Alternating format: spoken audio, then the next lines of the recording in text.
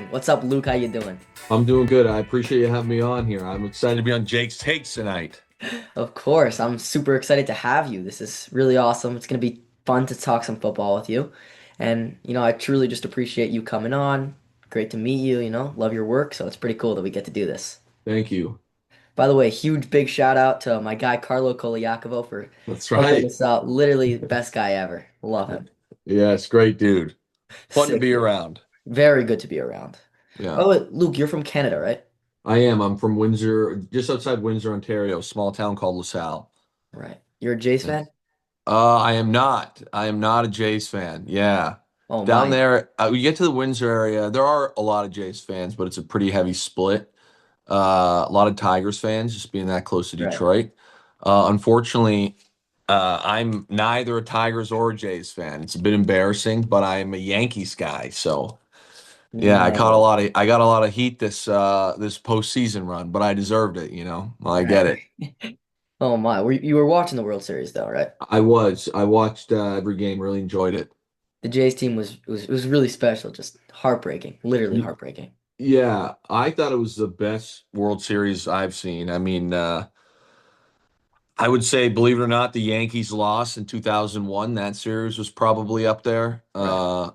Another 7 game wild one with the bottom of the ninth ending and Randy Johnson's performance in that World Series and Yamamoto's in this one were pretty similar. So, yeah, I mean, just the amount of crazy plays on both sides of the ball. I thought it was like I couldn't get enough of it. It was pretty awesome.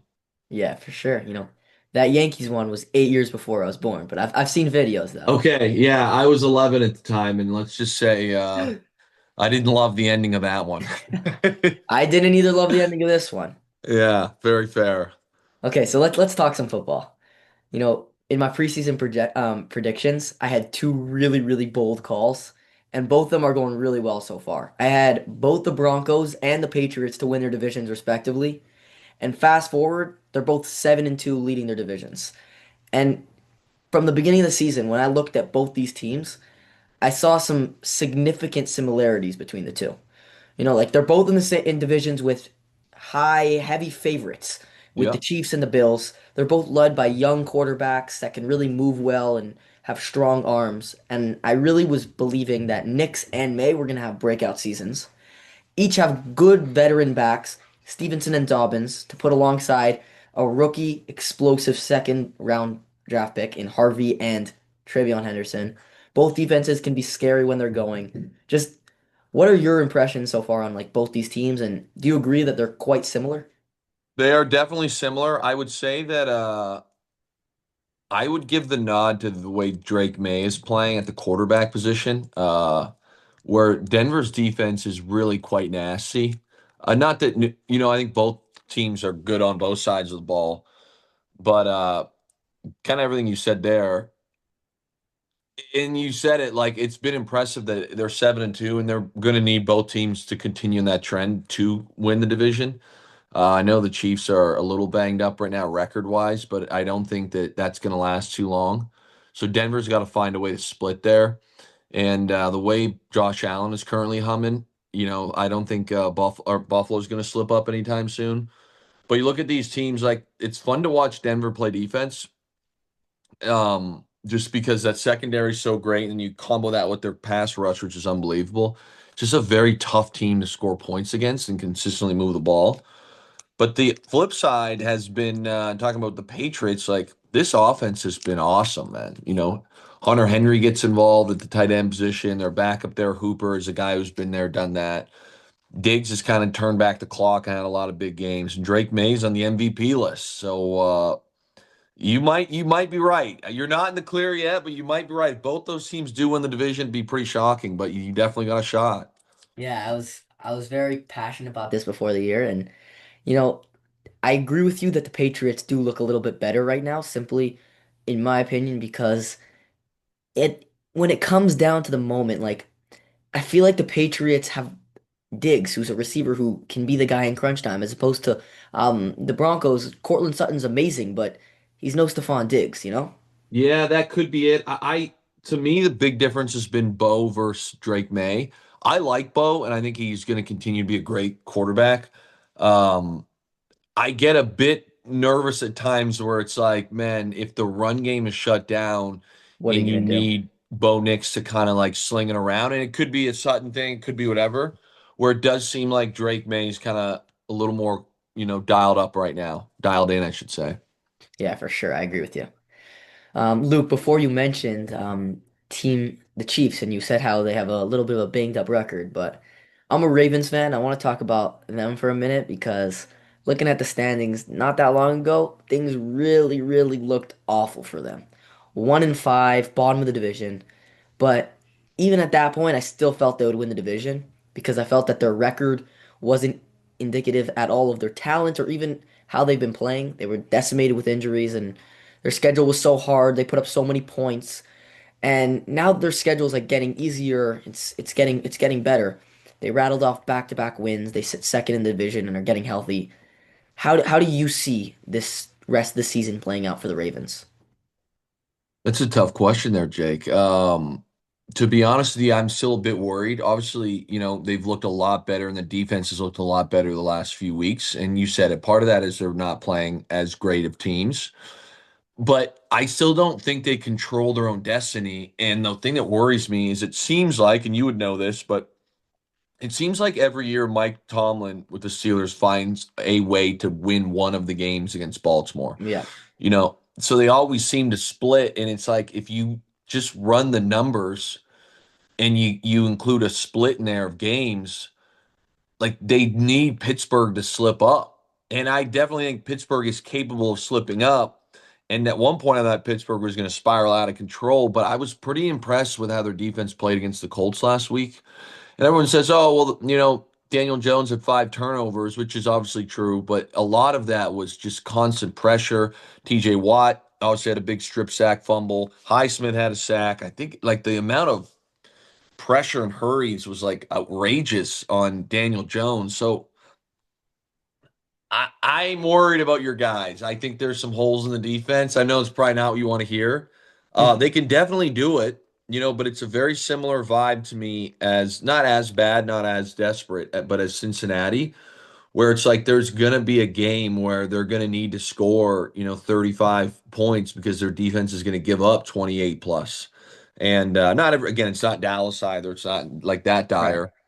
So they've really are in a tough spot. They've got to find a way. If they want to win the division, I think they need to find a way to beat Pittsburgh twice. I agree with you, and I think they're gonna because I'm of the opinion and been of the opinion for a while that Lamar Jackson is, if not the best, definitely in the top two quarterbacks in the league. And I think that when he's there and everything's clicking, it's literally it seems like it's impossible to stop. But I get what you're saying about that they have to get one of the two, and it's been difficult in the past. But yeah, Let me it's gonna ask be. you this. If he's a top two guy, which one are you leaving out? Mahomes or Josh Allen? So that's the thing. That's the thing. It feels like it switches every week or two. Yeah. Like it's really interesting. I was actually about to talk to you about the Bills and how their Super Bowl like window is really just so open right now and how Allen's playing great. He's in his prime. And yeah, I don't know. I don't know who I'm leaving out. Switch between week to week, but Yeah. switching to the Bills for a second now that you got that on.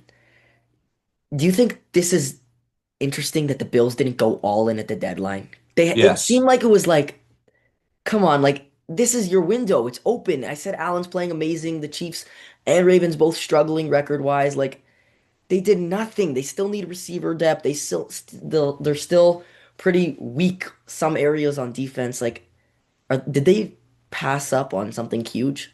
Yes. I look at this thing and I say to myself, you mentioned receivers first, where like to me, I would love some depth there. Obviously, last week Kincaid was a guy, but he's a tight end. They brought Josh Palmer in, and that hasn't worked out yet. As far as like the numbers, I think a lot of Bills fans were hoping he'd put up. Shakir is their underneath guy. Obviously, he's played very, very well, but it's like go get another guy, get one more weapon. Whether that was Jacoby Myers, Rashid Shaheed obviously went to not much either, went to Seattle. Um, so I was disappointed in them for that. And then on the flip side, with the Ed Oliver injury and Mike Hoyt, you know, I was pretty shocked, especially seeing, some of the names that were dealt that they wouldn't try and go and get somebody else. Like, who's that guy? To me, and I had said this on TSN a few times, we're like, you go back to week one and the crazy win they had against your Ravens. Ed Oliver makes that key play late, forces the fumble. Like, he's a monster in there, dude. The guy's one of the best D linemen in the league. So you lose that.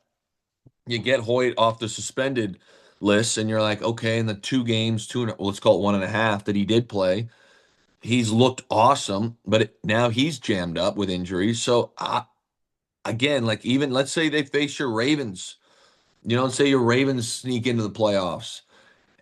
Do you feel good with your defense going up against Derrick Henry and Lamar? Yeah, No, you no, not at don't. all. And obviously you feel great about with Josh Allen going up against the defense of Baltimore. But to me, it's getting that piece to give yourself a little breathing room. It's not necessarily saying like Buffalo can't do it because clearly they just beat the heck out of KC. But like when I think of teams, I think of like margin of error. And you look at the margin of error for Buffalo. When you have Josh Allen, you can always beat anybody. That's just the reality. He's that good at football. Their offensive line is incredible. James Cook is obviously run the ball extremely well right now. But like, give yourself a little more breathing room. Give yourself Yeah. a little more margin to make mistakes, which right now it's a bit thin at times, just like that defense. It's a bit thin. Yeah, for a minute there, I thought the Chiefs were really about to come back last week. Like, Yeah, yeah, mm, and that would have been pretty detrimental, I think. So, crazy. if you're a Bills fan, you're pretty happy they didn't. Yeah. And you mentioned James Cook, and I was going to ask you about him, how amazing I think he is. He averaged 6+ yards per carry in all 4 years in college. And last year he was awesome with over 1,500 yards. And this year he's averaging an NFL best 108 rushing yards per game. And his 867 rushing yards are second most in the league right now, behind only Indiana Colts, Yeah. Jonathan Taylor. Incredible. I think he's the best running back in the game.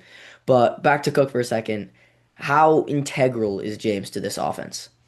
Yeah, especially this season. And then I would put the whole line in there as well. He's just been unbelievable. And the moment they kind of stall out, we've talked about some of the issues they have at receiver.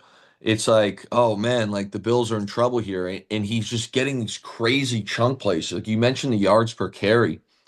It's just like, man, all of a sudden you're giving Josh Allen second and three. Like, the shot plays can open up, play action. A lot of the tight end stuff keeps going.